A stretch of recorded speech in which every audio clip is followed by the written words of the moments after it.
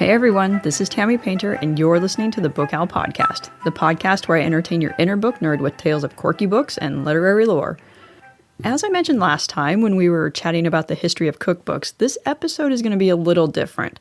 When coming up with the concept of this podcast, I really wanted to steer clear of turning it into a review show, because there's already a gob of those types of podcasts being created by people far cleverer than me. But since it's nearing time to wrap up the year, I figured why not share with you my favorite books I read this year. Plus, I'd already written this post for my main blog over at tammypainter.com, so recycling that content is saving me a little work during this crazy busy time of year. Before we jump into things, I just want to shout out a ginormous triple dose of thanks. First, to Johnny Pongratz of the Johnson Haunts blog for not only leaving some terrific comments on the Book Owl blog, in which we kind of got in a conversation about how scary chickens can be, but also for sharing episode 17 on his own blog, and for helping support the show by purchasing several of my stories from my Payhip bookstore after he had listened to the Bram Stoker episode, which I think was episode 16. Johnny is also a writer, and he's proving himself quite talented, so I encourage you to check out his story Conscience, if you like sci-fi, or his book Reaper, if you're a horror fan. The second round of thanks goes to Anne Lawson for sharing the podcast in her newsletter. Anne is an Australian artist who has been doing some amazing stuff lately with watercolor collages that are just stunningly eye-catching, so be sure to check her stuff out using the link in the show notes. And as ever, thank you to Tierney of Tierney Creates for her profusion of kind comments about the show. And Tierney, this one goes out to you because sometimes I swear your words are what keeps me producing this show on the days that I just dread doing so. All right, enough with the gushy good feelings. Let's get on with the show. So, I think we can agree 2020 has been a pretty crap year. But as far as reading goes, it hasn't been all that awful. And for me at least, the extra book time has meant the discovery of some amazing tomes. When the pandemic first seemed utterly overwhelming and super duper scary, I mean, like right now it's just normal scary, we're kind of used to it, right? I really needed something to lighten the mood, so I rushed into my library's ebook lending app, and I went immediately to the humor fiction category, and I added just like a gobsmack of titles to my to-read list. And you know what? I even managed to read several of them. And some of those, I'm happy to say, became some of my favorite books of 2020. As the year progressed, I moved back more into my favorite genres of mystery and paranormal fantasy and historical fiction and, well, let's just say I'll read almost anything, and I can't fathom how people only read a single genre. Anyway, all that is to say I spent a lot of time reading this year, and also listening because, I love my audiobooks. Of course, the extra reading time has introduced me into some absolutely horrible pieces of literature, but since there's already been enough negativity this year, I won't torment you with those.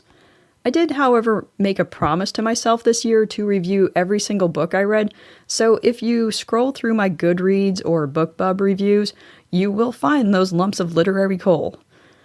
But let's end 2020 on a bright note as I share with you the absolute best books I read during this wacky year. And just to be clear, while some of these books were published in 2020, many of them aren't necessarily new. They were just, new to me. And of course, because I love hearing from you guys, I want to know if you've read any of these or if you have any top picks for 2020. So be sure to use the link in the show notes to either contact me or to leave a comment on the blog post that goes along with this episode. Okay, so, wow. Long introduction there, but on to the best books of 2020 in my humble opinion. So, yeah, picking this was a challenge because looking over my review tally, it looks like I've read over 100 books this year. And before you start thinking that I'm just lounging around all day with a book in my hands, at least half of that 100 were audiobooks, which I gobble up while I'm poking around in the garden, while I'm running, and while I'm doing exciting things like cleaning the cat box. Still, I thought it would help things and help organize my brain if I break the list down a bit into, favorite novels, favorite series, etc. And then I'll wrap up with my absolute top pick of 2020. Ooh, suspense. Alrighty then, so under each of these categories, I'm listing the books in order of favoriteness. And yes, that is a word now. So the first book listed, or the first series listed, is the one that I like the best, and then we'll move down from there. So, starting with novels, my favorite novels of this topsy-turvy year are dun da da da, The Last Passenger by Charles Finch. And this is highly recommended without question. I've loved the Charles Lennox mysteries since book 1, and this was no exception. The characters and the situations just never stop feeling real and continue to be engaging, which seems to be kind of a rare thing when mystery series get to this point, and I don't know what number of book this is. It might be somewhere around 10. And if you're unfamiliar with this series, it's a historical mystery set in London. And if you can find the audiobook versions, they're narrated to perfection. My next favoritist was False Value by Ben Aronovich. And what can I say? It's always a treat to wander back into Peter Grant's world. Again, I would almost recommend the audiobook over the print version because Kobna Holdbrook-Smith is a voice actor that puts almost every other voice actor to shame with his talent for accents. And then next, we have Fools and Mortals by Bernard Cornwell. And this just struck me as just a wonderfully engaging book. Cornwell captures the frenetic energy, hopes, and superstitions of the backstage players in Shakespeare's performances. Then he throws in a little mystery and a little romance to create just a satisfying story. And it was kind of different because Cornwell normally writes pretty epic battle scenes, and this was more of a subdued story, so it was a nice change. And the last novel I picked as my favorite for 2020 was A Prisoner of Birth by Jeffrey Archer. And yes, cue Jeffrey Archer jokes. But anyway, just wow. I mean, wow. This was an amazing and clever reimagining of the Count of Monte Cristo. And unlike the original, this book just, even though it's kind of long, it never has a dull moment. And you're just like really pushing for this poor guy. So now we're moving on to my favorite series of 2020. And I kind of liked doing the series pick because it got me away with some tough decision making by squeezing several books into one listing. Hey, what can I say? I'm indecisive. Still, for these series, I read pretty much the full series this year, and each of the books in the series was absolutely stellar. So the first among these, and my most favorite, was the Hidden Iceland series, and it's also known as the Hulda series. And these are by Ragnar Jonasson. And the instant I finished one book in the trilogy, I immediately put the next one on hold at my library. It's an amazing and chilling series, and these are crime thrillers, although I would personally classify them more as mysteries. And they're set in modern-day Iceland. And I'm not normally a thriller reader, but these were absolutely gripping, and they've really got me hooked on Icelandic thrillers now. The next series that just blew me away this year was The Tales of Pell. And these books are by Delilah Dawson and Kevin Hearn, so it's like co-written. It's full of juvenile potty jokes, over-the-top characters, wacky plot lines, and the series was just what I needed in 2020. But underneath all the silly jokes is a wonderful theme of belonging and accepting yourself for who you are, and kind of finding friends that accept your quirkiness. And, and then they throw in some more potty jokes. So it just makes it great. And I will note here that for this one, you want to get this series as an audiobook. And the reason I say that is not only is the narrator just, he's a very close second to Kobna for being the best I've ever heard. But if you look at the reviews for these books, you will notice a huge difference between the reviews for the audiobook and the reviews for the, I don't know what you call them, eyeball books.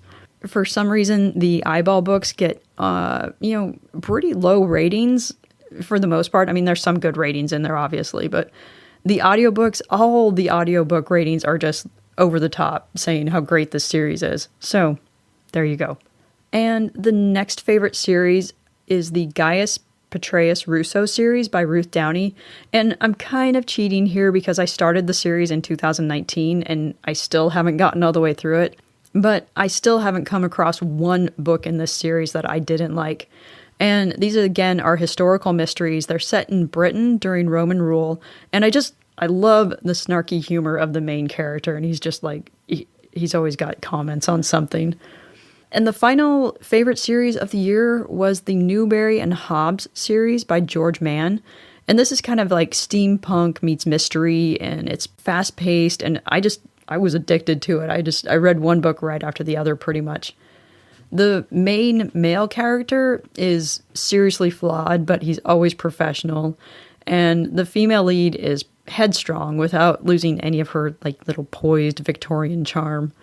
So if you want something a little different, I would definitely recommend giving this series a try. Alrighty, next category is my favorite graphic novels.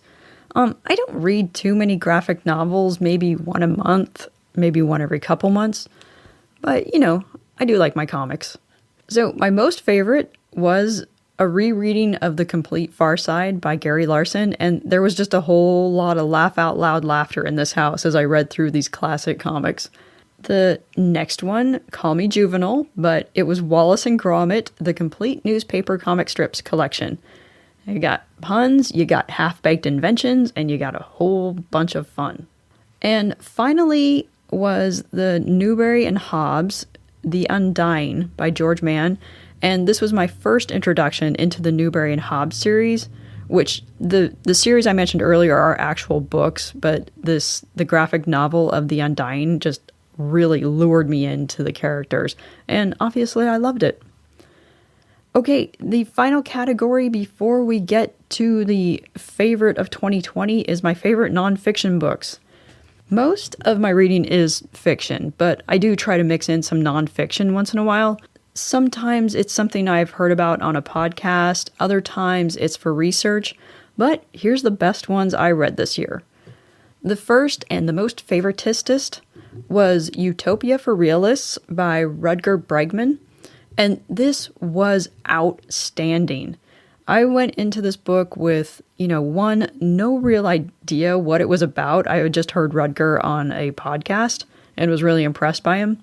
And two, I had no strong opinions about topics such as universal basic income, leisure time, and the various other topics he covers in this book. But holy utopian dream, Batman, I was seriously impressed. So if you need a little boost in your mood when you're thinking about how just kind of bad things are in the world, maybe you want to give this a read, because it does kind of give you the sense of oh, there is hope in the world. But okay, moving on. The next favorite nonfiction book I read was I Loved Rogues, The Life of an Elephant Tramp by George Lewis. And I read this for research pretty much, but if you love elephants, or if you're just curious about, a slice of life in the 1930s you rarely hear about, search this one out and give it a read. It might be kind of hard to find because it's completely out of print. I had to put a request into another library somewhere else in the US just to find a copy. But it is kind of hard to read about the utter cruelty the elephants endured in circuses and zoos. But George Lewis's love of elephants just shines through. And some of his tales and mishaps are absolutely hilarious. Some are going to have you gritting your teeth like, oh, why would you ever do that sort of thing?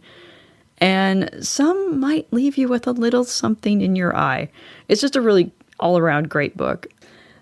The final book, another animal-focused book, is The Raven Master, My Life with the Ravens at the Tower of London by Christopher Scaife. And again, this was read for research, but I am a sucker for anything London, so getting a better insight into the lives of the ravens and the yeoman warders was fascinating. But what really, knocked this book into one of the top of my 2020 reads was Christopher Scaife's writing. It's conversational, it's funny, and it shows off just his honest admiration for the birds. And it had me ripping through this like a raven who's just got his claws on a pigeon. And if you read the book, you'll understand that, as gruesome as it is. And now, it's time, everyone. My absolute top pick of 2020. I mentioned earlier I was indecisive, right? Well, here we go. This is another one that couldn't be decided, so there is a tie for number one. Although I might lean slightly toward the second one if I was forced to pick a winner. Okay? Enough suspense. My favorite books of 2020 were Darkness by Ragnar Jonasson. And this was from the Hidden Iceland series, so I'm kind of, doing double duty for this guy, but all I can say is just a gigantic wow.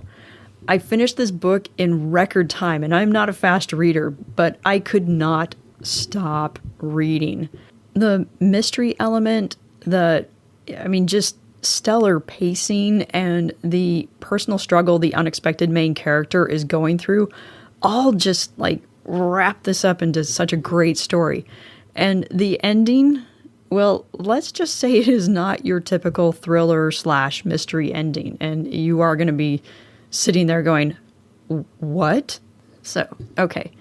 The other book that tied for top book of 2020, and might just possibly be the favorite if I had to pick, is The House in the Cerulean Sea by T.J. Klune. And I'm telling you right now, find this book and add it to your to-read list ASAP. The second you get it, start reading it. You're not going to regret it. The best word I can use to describe this story is it's just lovely. And it sounds trite, but it really is a lovely tale about acceptance and belonging.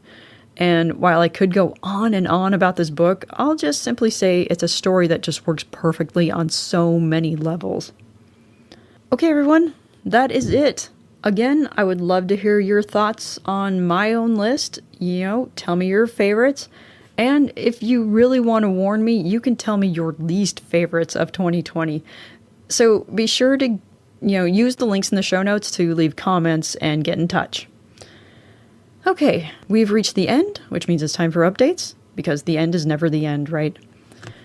The podcast will be back in 2021, pretty much because I've paid for the website for 2 years, so I've got to keep the show running for 2 years, I guess. As ever, I have gobs of ideas, but if there's a book, library, or author-related topic you want me to explore, please just drop me a line and let me know. As for writing, well, this has been a tough month. I've hit a wall of absolute doubt about my writing, about my book sales, about my ability to get the word out about my books, and I've just kind of been left wondering, what's the point? I'm almost to the point that I don't even want to publish what I'm working on. That's how, bad it's gotten. I am still working on the Cassie Black Trilogy because that's the kind of, see a project through person I am. But I'm feeling, like I said, I'm feeling really uncertain about publishing the books because after sending a pretty big sample to my newsletter readers, it just doesn't seem like anyone's interested in it.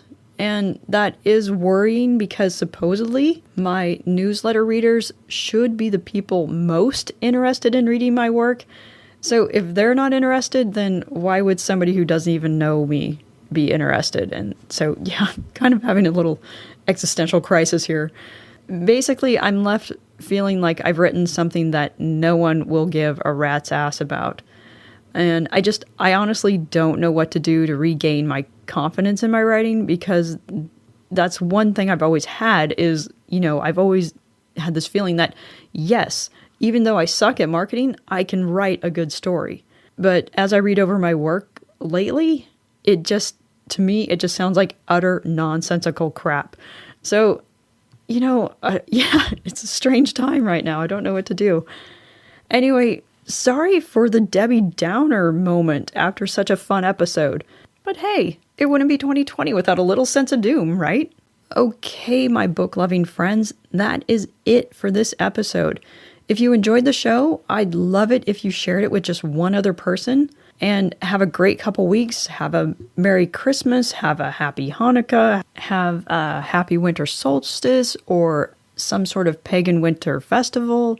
Or just say bah humbug to it all and just be happy that 2020 is almost over. And of course, stay safe and I will hoot at you next year. And of course, I will hoot at you next time. The Book Owl Podcast is a production of Daisy Dog Media. Copyright 2020. All rights reserved. The theme music was composed by Kevin MacLeod. Audio processing by ophonic.com.